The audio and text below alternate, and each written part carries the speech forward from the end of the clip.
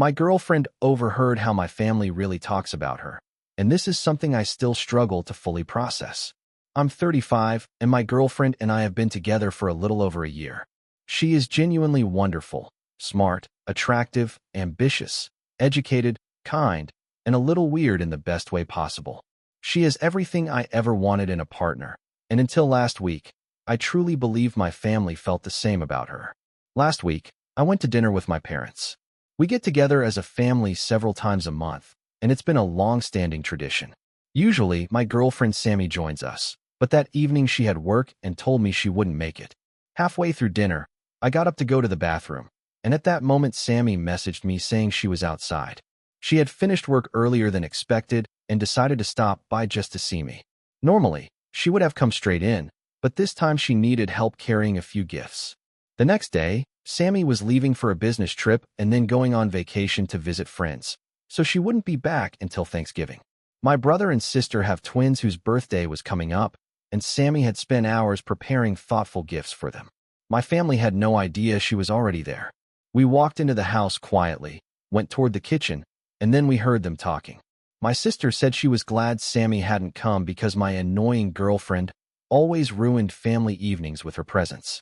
My brother and my other sister agreed, describing her as irritating and unpleasant. My father briefly tried to soften things, saying they should at least be polite to Sammy, but then my mother joined in and said that Sammy was cute, sure, but she couldn't understand how I was attracted to someone so fat, and that I could easily find someone better. Even my father didn't object to that. Then my sister added that I was dating someone below my level, and that I still hadn't fully moved on from my ex, whom I had broken up with 5 years earlier. I was completely stunned. My family had always been kind to Sammy's face, and I had never heard them speak badly about anyone before. Sammy stepped into the kitchen, placed the gifts on the counter, said happy birthday through tears, and ran out of the house. My family froze, clearly shocked and embarrassed. I didn't wait for explanations. I demanded to know what was wrong with them and ran after her.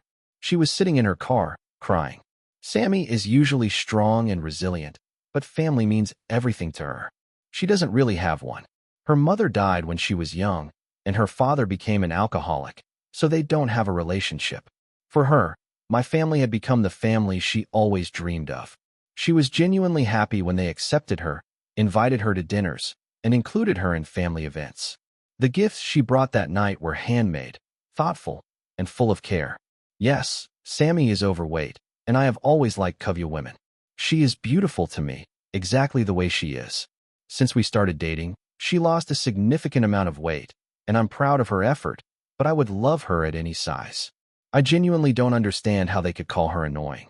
She only comes when invited, often brings food or drinks, treats my family to dinner, helps around the house, and even became a regular babysitter for my sister's kids.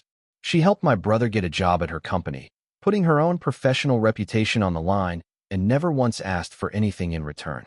What makes this even more painful is that I was planning to propose to her in the coming months. I had even planned to ask my sisters to help me choose a ring. Now, Sammy barely talks about the future. She keeps everything inside and says she wants to talk after her vacation. I don't want to lose her over this.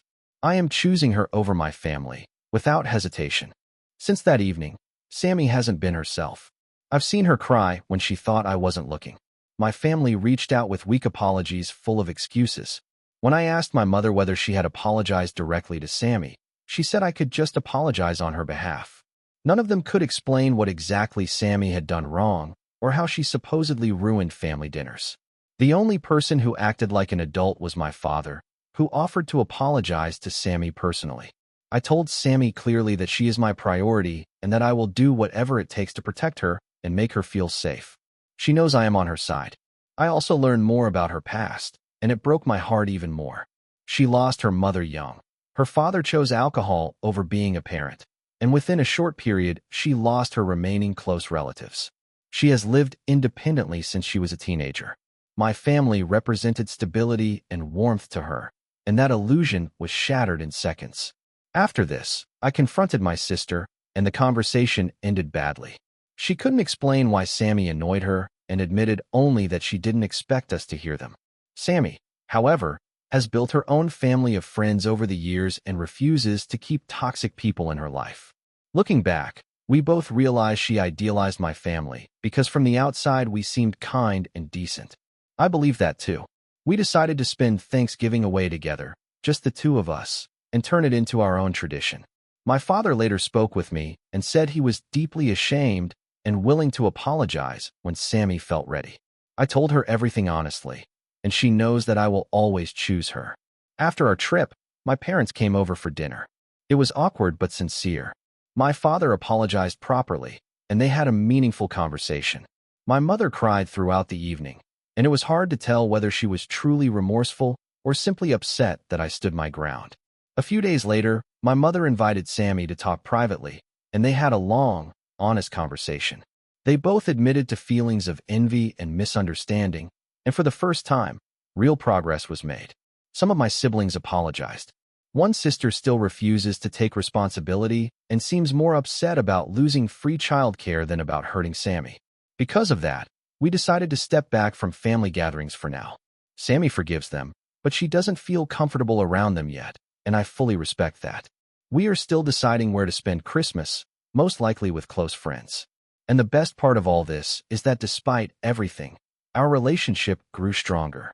I went ring shopping with a close friend, and when Sammy accidentally saw a message about the stone, the proposal happened spontaneously. She said yes. We're engaged now. We haven't told the family yet, but we're happy. After everything that happened, Sammy told me that I became her real family, and that means more to me than anything else.